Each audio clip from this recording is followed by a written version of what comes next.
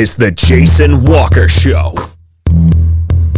Two-time National Sports Media Association Montana Sportscaster of the Year and three-time loser, the Jason Walker Show. The best local and statewide sports coverage, featuring the biggest guests from Montana. Flint Rasmussen joining us here on the Jason Walker Show. He's freaking exhausting, too. You used to dance a lot more. Yeah, I know, lady. I'm 51 years old now. The NAI Hall of Famer Mike Van Diest joining us here, Jason Walker Show. And is it just a deal where quarterbacks have to be good golfers? Well, that's all they have time for. They don't work out. They don't lift weights. They don't do anything else. They might as well go get on the golf course and at least have some fun. And from across the country, Doug Gottlieb, our guest here on the Jason Walker Show. End of the day, remember, it's your show. It's got your name on it. Howie Mandel, our guest here. Jason Walker, deal or no deal? the Jason Walker Show, broadcasting from the Major Mortgage Man Cave. Here's Jason Walker. Yo, happy Tuesday. It is the Jason Walker Show. Inside the Major Mortgage Man Cave. Got a great show coming up today. We're going to talk the history of black cowboy in rodeo with esteemed author Keith Ryan Cartwright. And it's a very interesting conversation. We are also going to tell you what's coming up the rest of the week, which is some good stuff. But yeah, I'm looking forward to this conversation with Keith Ryan Cartwright. I think you're going to enjoy it as well. And also on this day in history coming up, we also have the walk-off on the way. Tomorrow, that's what she said. And don't forget that. But we'll talk all about this. I'm just very excited about our interview today. We also have a huge, like I said, on this day in history. And we're going to get started, though, by, talking about what we always talk about right now, which is the Montana High School Association. So now, so Governor Bullock came out today and extended the stay-at-home order from the 10th of April to the 24th, an extra 2 weeks. The MHSA, which Monday was going to review and reassess its position on they're suspending and postponement right now of the spring sports season. So now they've updated this. Yesterday they came out and said, okay, we're going to talk about this Thursday instead of Monday. All right. So Governor Bullock extends to April 24th the stay-at-home order. MHSA is still going, still sitting on its hands. And look, there's a lot of great people over at MHSA, and I get this, and it's a tough decision. I have, just as much as you want to see a high school sports season, but at this point, it's not going to happen. And we've talked about this for the last few weeks. Why are you giving these kids hope that they're going to have a season? So let's say you got the stay-at-home order till the 24th, which means you can't go back to school yet, and you can't have practices yet. You still got a social distance. You can't do anything. So let's say you come back on April 30th. Well, then what? Or April 20, whatever yesterday was, so the 6th. I'm not really good at math. The 27th. Okay. So let's say you come back the 27th. You got your 5 days of practice.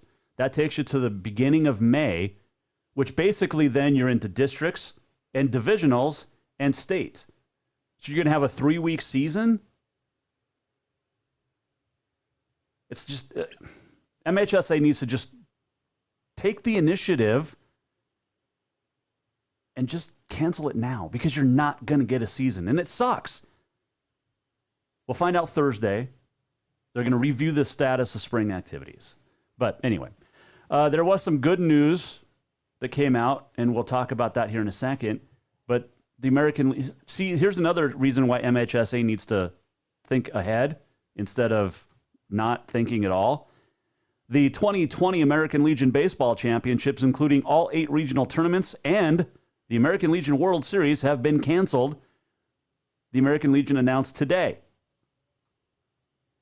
Now, still hoping to get a season in Montana and across the country, a shortened season, but there'll be no World Series in Shelby, North Carolina this year. There'll be no regionals across the country this year.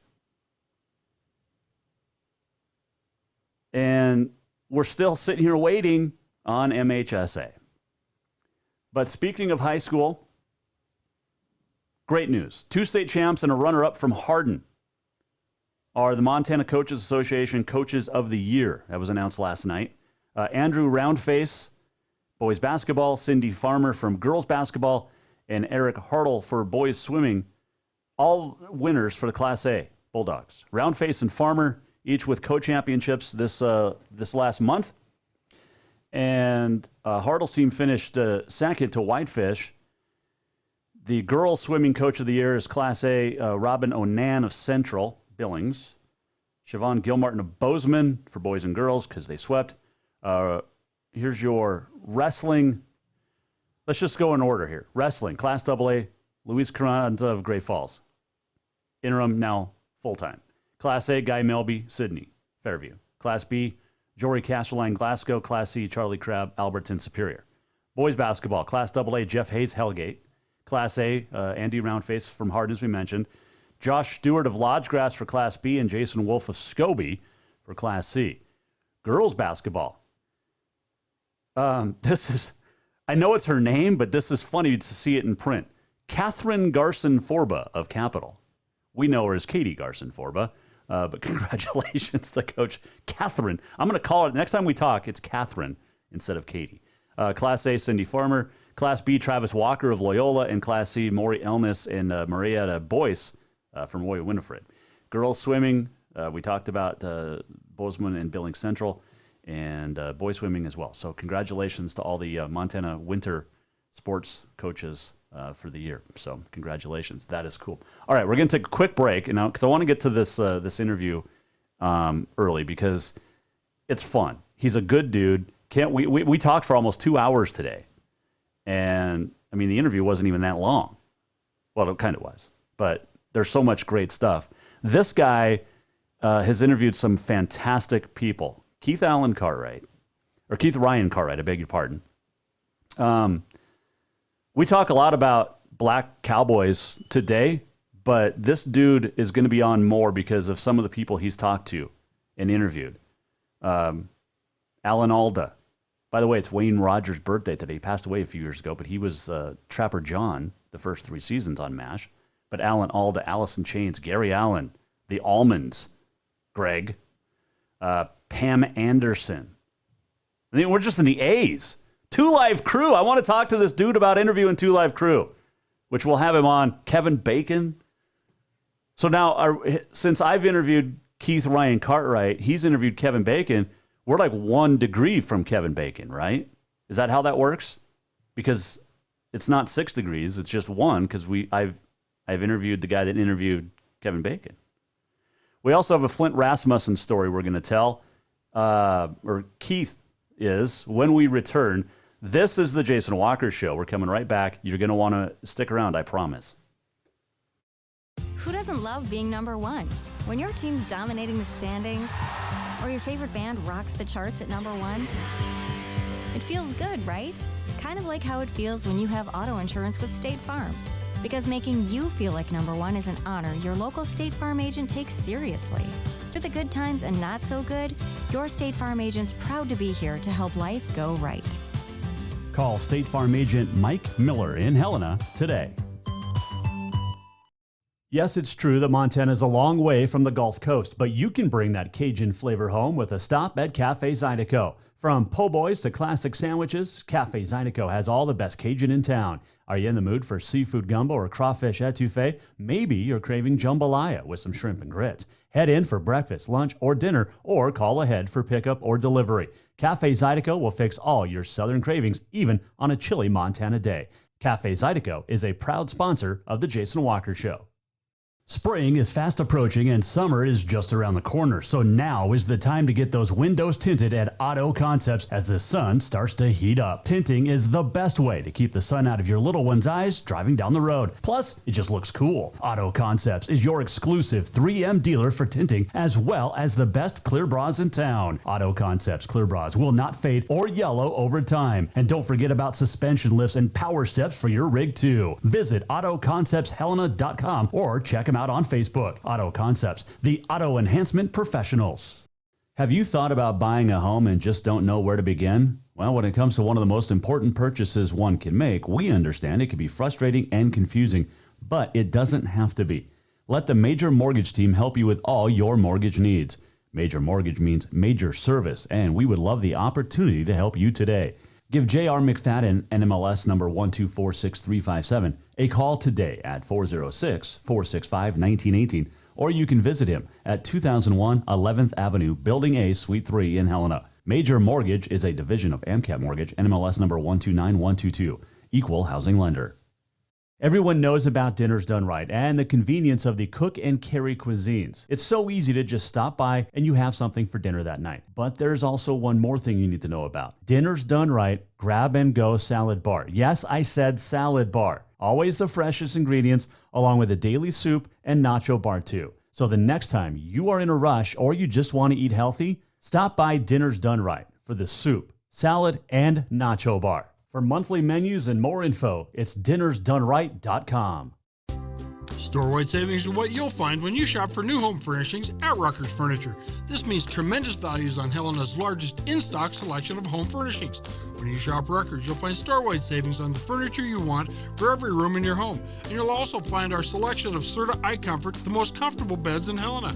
12-month financing is available with approved credit on most purchases over $299. Ask for details.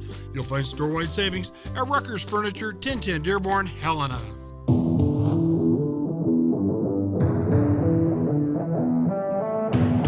Welcome back to the Jason Walker Show.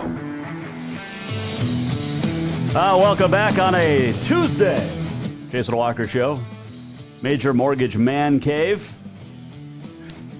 Watching on the Facebook, thank you. If you were watching on YouTube, thank you. Listen along on TreasureStateRadio.com, Podbean.com, Network1Sports.com, and more. Don't forget JasonWalkerShow.com. Has all of our previous interviews and shows. If you want to tune in, you can. I highly recommend it. Also, you can tweet us anytime at JWalkerSports. You can Facebook us. You can email JasonWalkerSports@gmail.com. Still to come on this day in history and the walk-off. Tomorrow, we're going to talk to Kate the chemist, Kate Biebendorf. She is a doctor. And we'll talk to her tomorrow. She's got a couple of books out, and we're going to get the truth about COVID-19. What is it? Also, Kirsten Krull will join us tomorrow, or Kirsten Krull. She is a student at St. Cloud State, just won a big award, but looking forward to talking with her about hockey in college. And she's done a lot of great things already. Still to come Thursday, Jeff Graham will join us, the Belt Girls coach, talking about a book he's writing on Class C. And also Friday, we'll talk to Staff Sergeant Luke Fecto of the Montana Air National Guard. So there you go. All right, let's get right into this. So he is an author. He is a fantastic author. He's interviewed everybody and their brother and their sister, Jimmy Carter, Sally Field, Garth Brooks. Let's see, just a ton of great people. June Carter Cash, Jim Caviezel, Jesse Coulter, I'm Not Lisa. Remember Concrete Blonde back in the early 90s? Harry Connick Jr., Alice Cooper, Tough Cooper, Kevin Costner. Man, bucket list item stuff here. Anyway, the list goes on and on. Over 500 fantastic interviews. And that includes Clint Bronger. That includes some of the greats of rodeo and some of the black rodeo cowboys that most people may not know about. And his name is Keith Ryan Cartwright. You can follow him at KeithRyanCartwright.com. But he's got a book coming out about the black cowboy. And to chat about it now, he joins us here on the Jason Walker Show on the Mike Miller State Farm Hotline. All right, Keith, first off, thanks for joining us. And, you know, we're not going to talk about all this negative stuff that's going on. We got some great, awesome stuff to talk about here. And, you know, first off, you're from Middle Tennessee State. That's where you went to school. And what got you into rodeo? Yeah, well, so I got my undergrad at Middle Tennessee State, as you said. And then shortly right after that, I was a freelance entertainment writer, and through that, I got hired by RCA Records Nashville to write the bio for Tommy Shane Steiner when his debut album came out. And he's like must be fourth generation cowboy from Texas, very famous Steiner family from Texas. And so I basically spent about a year with the Steiner family, and that was my introduction to rodeo. And his dad, Bobby, is a 1973 world champion bull rider, and his brother, while I was on the road with Tommy Shane's band, won the 2002, I believe, world title in bulldogging. And so that was my real introduction to rodeo. But I didn't take to it very well, right? I was clearly an outsider, an outlier, but I had a strong family with a big, rich tradition behind me, and that was my introduction. And then I sort of went back and I was doing entertainment stuff and writing and producing television shows, and then I don't know, I wanted to change, and one thing led to another. I met a guy, and he asked me if I was interested in writing about professional bull riding, and it sounded interesting to me. And the next thing I know, the PBR hired me, and I was on a 7-year journey to write about professional bull riding, and that's kind of how that all happened. I was looking at your Facebook profile, and you got some interesting pictures. Is it Tommy or Brett Michaels you're hanging out with, or who? No, you're probably looking at a picture of my cousin Stevie Rochelle, who was the singer of back in the day, in the Poison Warren era. He was a singer of a band called Tough, and then I worked for the band. I started out doing merchandise, and then I moved my way up to tour manager, and then I would kind of handle, like, I was sort of like a band assistant for a while when they weren't on the road, and then they were on Atlantic Records, and then they lost that record deal, and my cousin formed the label, and I sort of became the head of publicity, marketing, and distribution. Okay. And so that was another one of the 5-year odysseys that I was part of. That I guess that happens. Those add up fast when you're 50. Hey, I got to ask you this before we talk about your book and what we really are going to talk about today, which is the Black Rodeo Athlete. Yeah. You got to hang out at the Playboy Mansion. Tell me about that. Yeah, that was October of 2005. It was kind of a day and a half there, and I mentioned a little bit ago that I had another 5-year window where I was writing and producing television, and a lot of the television that I was working on, they were a lot of the countdown shows for CMT, and so every year, Thanksgiving weekend, there would be one of my shows would premiere, and it was a countdown, an annual countdown of the 20 sexiest videos of the year. And in 2005, comedian Bill Engvall was the host of the countdown, and we recorded all of his setups, introducing the videos, and so the ins and the outs to the commercial, all the things that we did with the host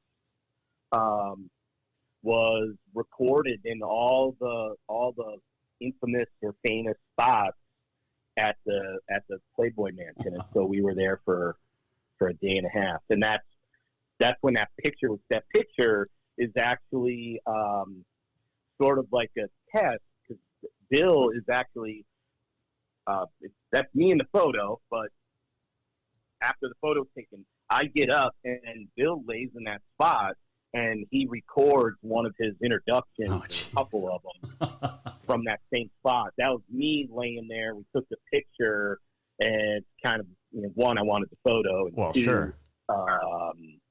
It's kind of a test of what what it would look like, and we had to make a few adjustments, positioning of the ladies, the playmates. I don't know. I'm looking at it right now, and I think it looked good the way it was. They could have just left you. Not for television, but yeah. Yeah, exactly. Hey, Keith Ryan Cartwright joining us here on the Mike Miller State Farm Hotline. All right, so the real reason I reached out to you a few weeks ago and wanted to get you on the show here is because you're writing a book about the black rodeo athlete, and many people might not understand how far back we go with African Americans in rodeo. And it goes way back. And tell me about why this subject for you. So well, there's a couple different things to unpack with that question and a statement in there. So Black Cowboys goes back to all the way back to the end of the Civil War, probably before that, but you can really pick it up in earnest at the end of the Civil War. The freedmen, they could either stay in the South and work in the cotton fields for literally pennies on the dollar. And in that respect, they were free, but how free were they? And they knew what the outcome was, man. They were gonna work from sun up to sundown picking cotton, and there wasn't going to be much to life beyond that. Or because they were free, they could go west to the unknown. And a lot of men did that. And one in particular who did that, and we're still talking in the 1800s, was a man named John Ware. And John Ware made his way from South Carolina to Texas, and he learned how to become a horseman. He became an expert horseman, and he had developed some great cowboy skills. And he was one of many thousands of black cowboys pushing cattle up the Chisholm Trail from South Texas to Kansas, where the railroad was, and then they would load the cattle on the train and send them back east so that people would have beef. And one time he took 3,000 head of cattle, and rather than load them on the train in Kansas, he went north and he pushed them all the way over the border into southern Alberta, and those were the first. That was the birth of the cattle industry in Canada. Was due to a former slave from South Carolina, and he took the first cattle to Canada. And if you go and look on a map in southern Alberta, there's a big ridge, and it's known as John Ware Ridge, and that Canada has honored him.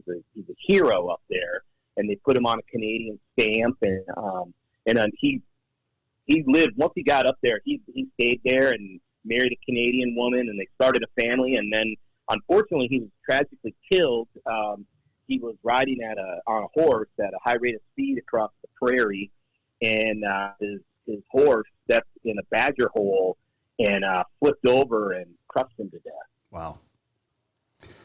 Keith Ryan Cartwright joining us here. Yeah, that's a tragic end to a happy beginning there.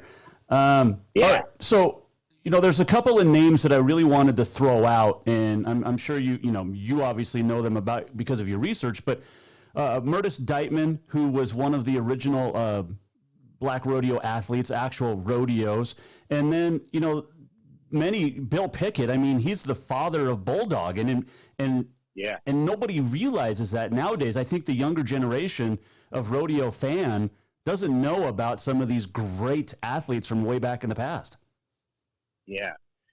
So my book, Black Cowboys of Rodeo: Unsung Heroes from Harlem to Hollywood and the American West, is a collection of profiles, and the book opens with a profile of Bill Pickett, and it closes with a second profile of Bill Pickett, and then there's a whole bunch of them in between. And you're right, Bill, and in the opening, the first profile about him is about how he made a name for himself by inadvertently discovering or developing or inventing what would go on to become bulldogging and later steer wrestling.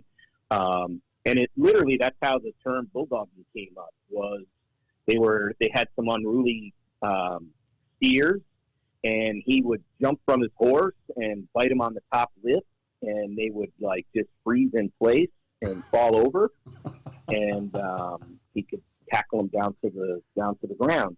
And he got that idea because he would watch. That's what the dogs did, the cattle dogs.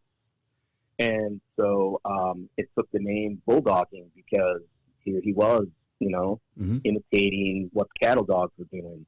And then you mentioned Meredith Deitman. That would be, a half of a century later. Meredith Deitman comes along, and he actually was working as a rodeo clown for a long time, and he's from Crockett, Texas. And then he was 27 years old when he decided to pursue bull riding. And initially he was still doing some rodeo clown work and some bull riding. And he just said, "Look, man, I was out there and I didn't see any black guys competing in the rodeo. I felt like I could ride bulls if I put my mind to it."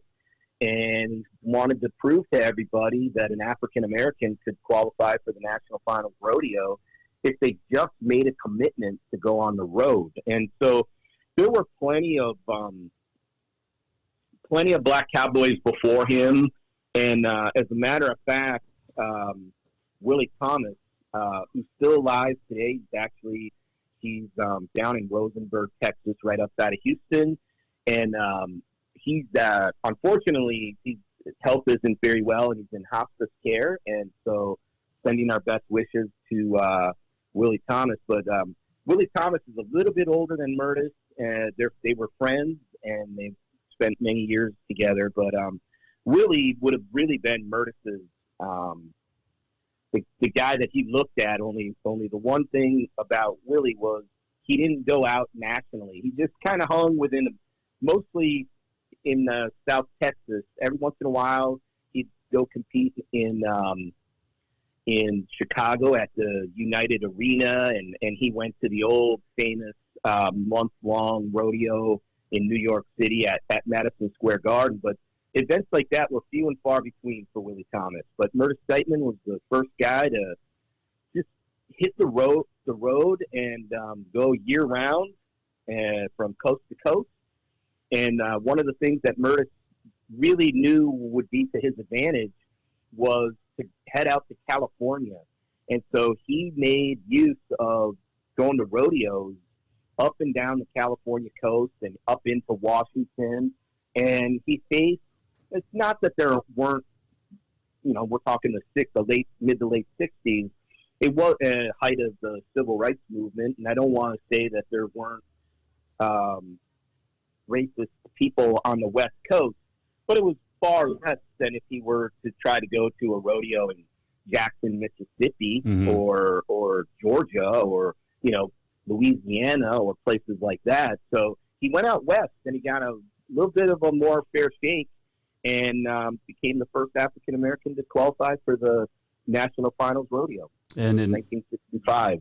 Yeah, and in 67 he became the first to win a world title with bull riding. No, did not win a world title. He stake a claim for it, I guess. I was reading on... Yeah. Okay. He finished third. That was his best finish, was third in the world. And you figure in 1967, we're still a year away from, later in the year, I guess we're 4 or 5 months away from Martin Luther King being assassinated, and then later that year in 68, Bobby Kennedy would be assassinated.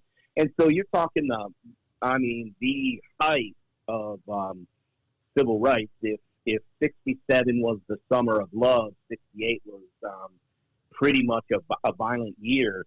And right in the middle of that, here's this black guy that finished third in the world in the bull riding. And if he finished third in the world in the bull riding as a black man, imagine how well he would have done had he been white. And he famously traveled with Larry Mahan. There's a lot of credibility that came with that. A lot of cowboys are cowboys regardless of color in many regards. But, that's not 100% true anything. And so it was an enormous accomplishment for Murtis Deitman, who's known as the Jackie Robinson of rodeo. But really, I think that comparison to Jackie Robinson goes way, way, way beyond just the rodeo arena. I think if you read about Jackie Robinson, the man, and you get to know Murtis Deitman as a man, they're very comparable. They're great. They're great guys. As an actual athlete, Murtis is probably less Jackie Robinson and more like Hammer and Hank. Okay, that makes sense. I just finishing on Deitman. He said, in a quote, a lot of bulls don't care the bulls don't care if you're white or black. You could be green; they just don't want you on their backs. I think that says it all about rodeo because it doesn't matter. And Keith Ryan Cartwright joining us here. He's written a book about the black cowboy, and you talk about it with Hollywood as well. And I'm interested in that aspect of it because Sidney Poitier, who we all know and love as an actor. But take me through this because it was a great story I read on your Facebook page the other day. Oh, yeah. So, well, you're talking about Buck and the Preacher. That's not really rodeo cowboys. That story, unfortunately, with Tony Brubaker he's a black stuntman and also a cowboy and a horseman in and of himself. He was Sidney's stunt double for Buck and the Preacher, and he also did some work on the Outcast for Otis Young, and he's did some work for Jim Brown and Louis Gossett Jr. and Danny Glover and a lot of people. Tony actually used to make his way over to the Hill in Los Angeles, which is where Charlie Sampson came from, and so a lot of the early black stuntmen.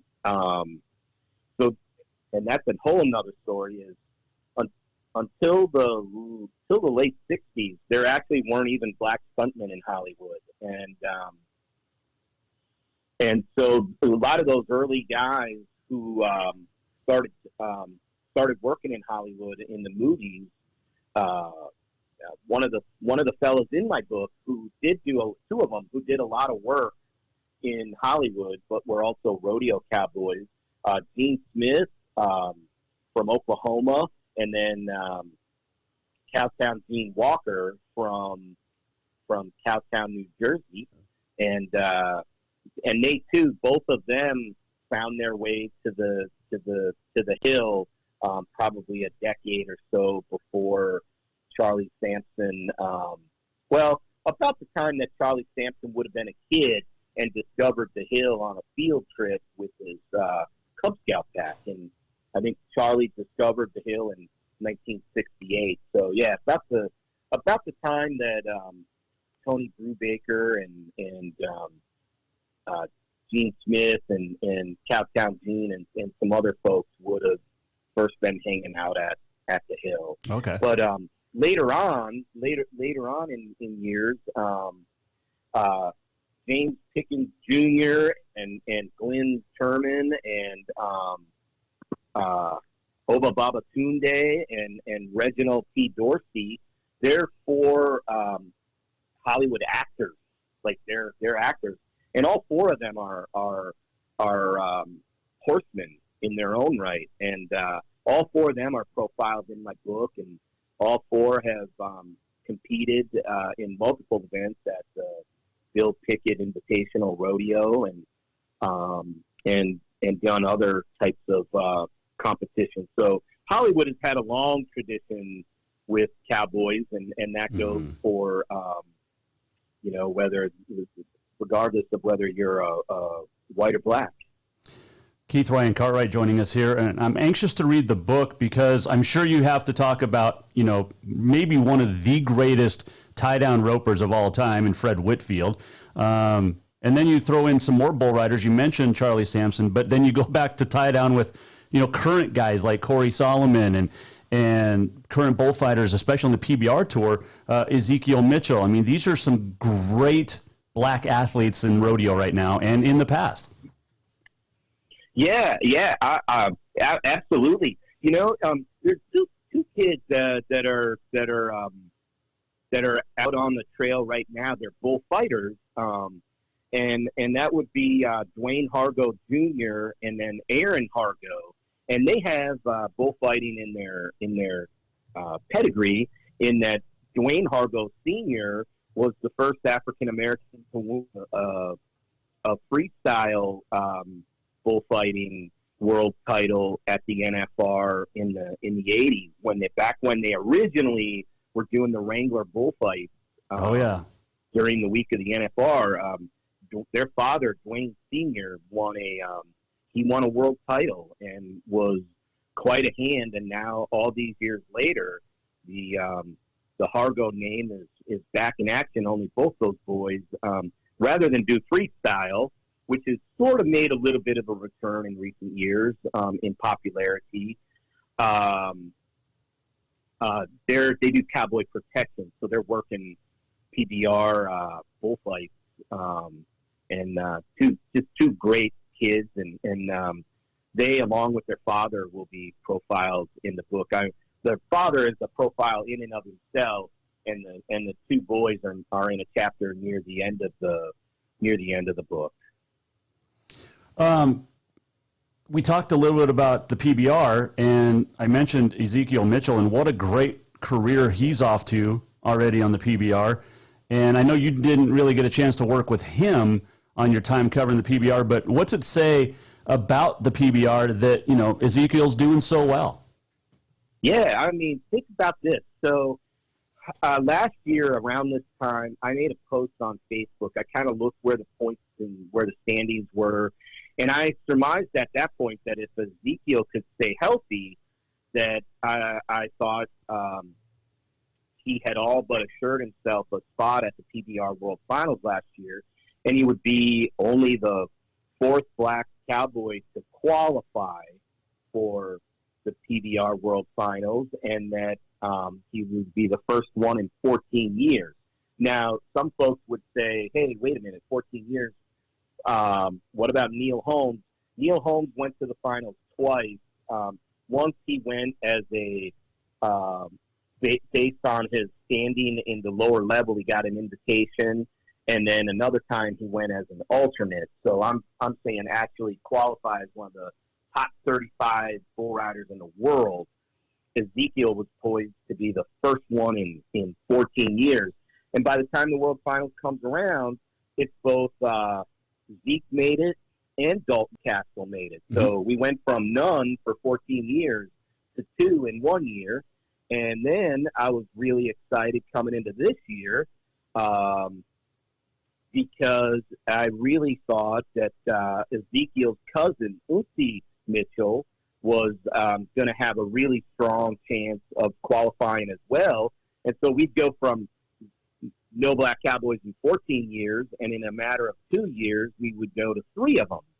And that's still a low number, but when you think of 0% to 3 out of the top 35, man, that just felt great. But you know,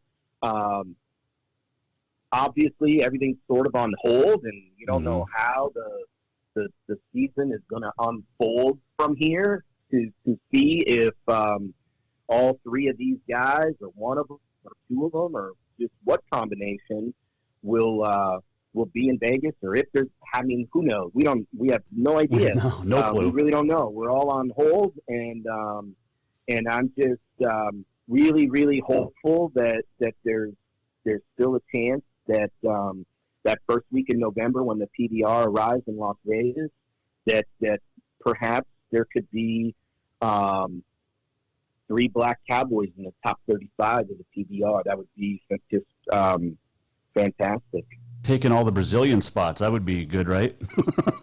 There's so many. Hey, speaking of the PBR, Keith Ryan Cartwright, we got to wrap things up here, but you worked with Flint Rasmussen for a few years. We love Flint. We love the family. What's your favorite story about Flint? Maybe the one of an embarrassing one that we can tell on air, because there's a lot we could talk about Flint off the air. But so tell me something about Flint on air that you loved. You know what, man? He's got passion. He's a natural entertainer.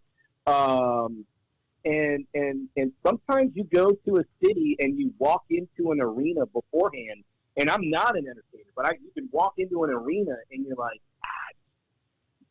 you don't feel any energy.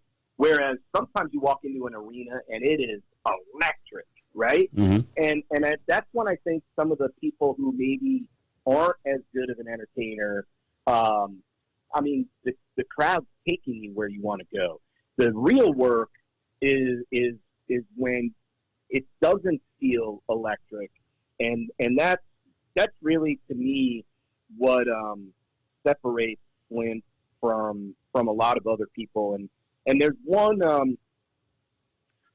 story in particular that I remember is early on when I started working there. And luckily, we had already befriended one another, and he's just a great conversation. You know what I mean? It's like I just like talking to him, and he had I'm sure he talked about it on your show, and I'm not giving out a secret here. He once had a heart attack, right? And I had to write I knew him and I had befriended him, but I didn't know all the ins and outs or whatever. And all of a sudden, I got a call one day and it said, "Hey, Flint had a heart attack. We need to put a story together. We need to put something out." Da da da da da. And so it's in my story, but there's a few facts I didn't know what they were. I was given them, and so they said, "Hey, we don't want everyone getting excited over this in a negative way, that is." And so it got listed as a minor heart attack. And the first time I ever had a conversation with Flynn after that, we got on the phone and, we were talking and expressed my concern, and I was glad everything had worked out. And then at one point he goes, "Hey, I just want to clarify one thing. I don't think there's such a thing as a minor heart attack. And if there is, I didn't have one." He goes, I had a effing heart attack. Right. And, it was my article, right? And that was one day where I really learned that if I'm going to maintain the respect of Flint and the bullfighters and the cowboys and all that, if my name is in the byline, then I don't care what anybody tells me or what their position is or whatever. I'm not mitigating something or overemphasizing something if I don't believe it or I don't know it. It was a real lesson because I pride myself that if you go talk to any of those bull riders or anybody that I had to write about, a couple of them might say that, having to talk all the time is a pain in the ass. But the one thing they will say is I was fair and I was honest and I treated everybody with a sense of reverence. And part of the respect they had for me was I'm not a cowboy, and no matter how long you're around, I've been in this world now for 12 years since I started at the PBR 12 years ago, January. I'm still not a cowboy. I might own cowboy boots now. I feel like I can wear a pair without getting totally called out, but I don't think that I earned the right to wear a cowboy hat or dress like a cowboy. And so when I went to events, I did not dress like a cowboy. And I remember Shane Proctor asked me one time, he said, "Hey, why don't you, like everyone else from the office, gets all dressed up?" And I told him what I just said to you and your audience, that I didn't earn that right. I'm not a cowboy. I'm going to be me. I have all the respect in the world for cowboys and treat them with reverence. And I appreciate their accomplishments as athletes and the whole culture. But that's that's what you wear. You're like, that's not even a uniform for you. That's what you wear. And for me, if I dressed like that, I wouldn't feel comfortable. It would be like howdy doody. And to me, being something that you're not, that's poser and disrespectful. And I never wanted to do that. And that moment when minor heart attack got written in one of my stories, was a poser moment. And, I've never, ever forgotten that lesson. Well, I'm looking forward to reading the book. You can follow him at KeithRyanCartwright.com. It is called Black Cowboys of Rodeo, Unsung Heroes from Harlem to Hollywood and the American West. Man, I could just keep talking with you here, but I know you're a busy guy, but I appreciate it. I'd love to get you back on and talk some more stories here, because you're obviously very well read and very well versed, and you've well traveled, man. And it's been a pleasure to learn from to some of these stories from you, man. Thank you, man. I will come on anytime, and I appreciate the opportunity and the questions, and just being able to talk about my buddies. And yeah, let's make a plan to talk again, because I would love to talk about Bud Bramwell and Charlie Reno, and just a whole host of guys. Steve Robinson, who's from Connecticut and now lives in Florida, and there's just a whole host of guys that and stories that we can talk about. Johnny Ashby, and he's the first African American to be the Marlboro Man. Oh wow! Yeah, he's a rodeo cowboy. There's been a number of people who worked as the Marlboro Man, but he was the first African American. And as you know, the Marlboro really. A lot of their marketing was in the Western lifestyle, and that's why their cigarettes were nicknamed Cowboy Killers. And then at some point, I think, I don't know if it was the late 70s, early 80s, they started to focus their marketing on the African-American communities. And so what better way to reach African-Americans than to keep Marlboro's Western tradition and find a black cowboy, and that black cowboy was Johnny Ashby. Wow. Here's the connection. California. It's such a small world that I think the original Marlboro Man, or the longest tenured or whatever, was from Helena, Montana. There you go. So there's such a small world. Yeah. Probably true. Man, appreciate the time, like I said. I mean, I could go on for hours with you, and look forward. When's the book due out? 2021. Okay. So next year, I'll get an advance copy. We'll have you on before that, but definitely want to continue this conversation down the road in the future, my man. KeithRyanCartwright.com. Give him a follow. Looking forward to reading this book. And just if you follow him on Facebook, there's some great pictures and a great story about Ty Murray. I mean, seriously, I could go on and on just chatting with you, but I should probably wrap this up and talk about some other stuff, I guess. Yeah, if you have to. I'm kidding. Not that I really want to, but hey, appreciate it, man, and we'll talk soon. All right, take care. Keith Ryan Cartwright joining us on the Mike Miller State Farm Hotline. It's not just a bundle, man, or a combo. Mike Miller understands your home and car as things you work really hard for. He understands what they mean to you, and he's here to help give them the protection they deserve. Talk to State Farm agent Mike Miller in Helena for your home and auto insurance today. Keith Ryan Cartwright. That was I had a fantastic time chatting with him. Looking forward to getting him on even more because, like I said, he's got some great stories. He's interviewed a lot of famous people, and to get those stories are fun. By the way, this is called research. Herf Ingersoll from Helena High. He was a grad from Helena High, but he was the Marlboro Man in the mid to late 70s. So there you go. So we talked about that a little bit. It's called research. Fantastic. All right, quick break. Coming back. That's what she said is tomorrow. But when we return, what do we'll learn with the walk-off? Also, on this day in sports history is coming up. And don't forget, support for the Jason Walker Show comes in part from Manscaped. And there's a brand new, Hold on, let me pull it up here. Brand new information here, okay? Free agency period's done. There's no live sports on television, but there's an increasing excitement around this year's draft for the NFL. And they're going to do it virtually. So it's all about new beginnings. And our sponsors at Manscaped are here to give your balls a new beginning. And I'm talking about the ball trimmer. Manscaped offers precision-engineered tools for your family jewels. We've talked about it for a while. Manscaped is the only men's brand dedicated to below-the-waist grooming and hygiene. Nothing better. Looking for that diamond in the rough in the 5th round. The Manscaped Perfect Package 3.0 will help you find that in yourself.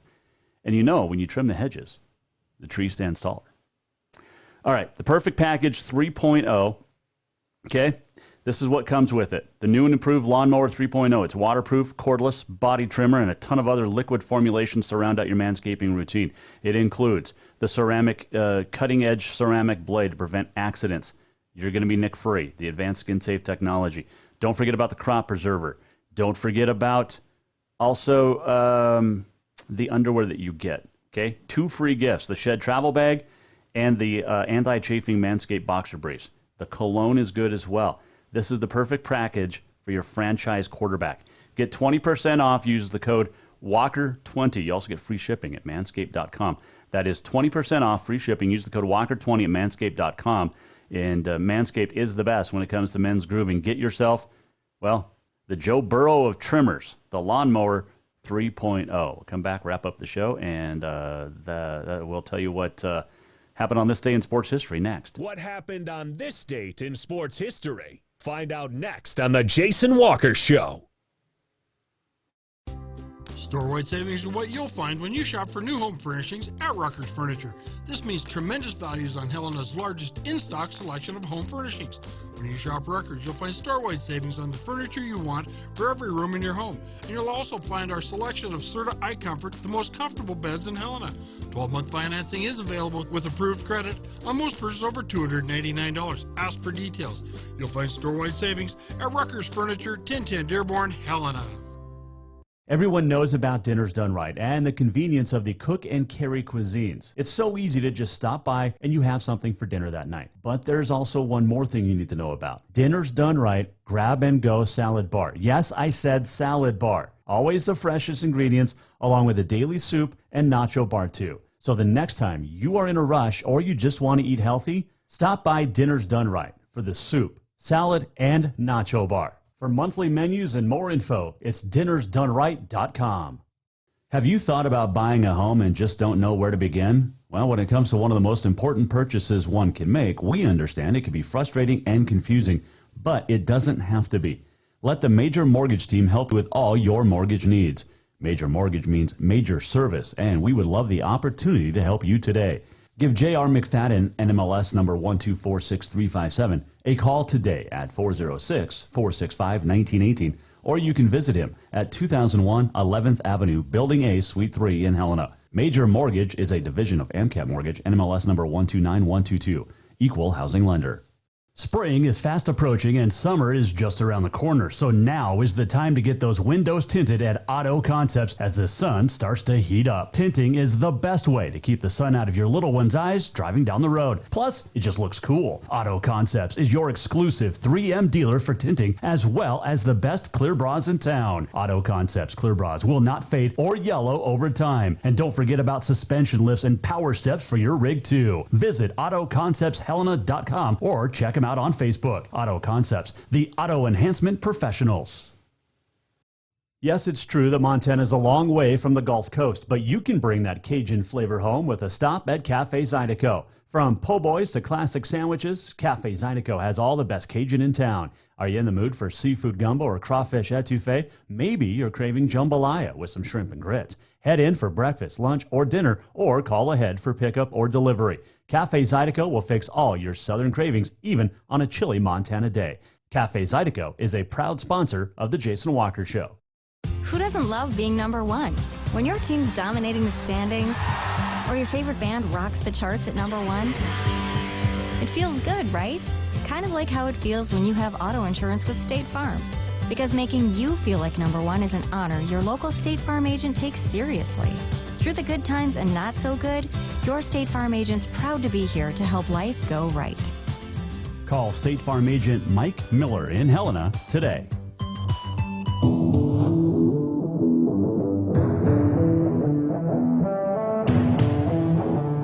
Welcome back to the Jason Walker Show. Final segment on a Tuesday, Jason Walker Show inside the Major Mortgage Man Cave.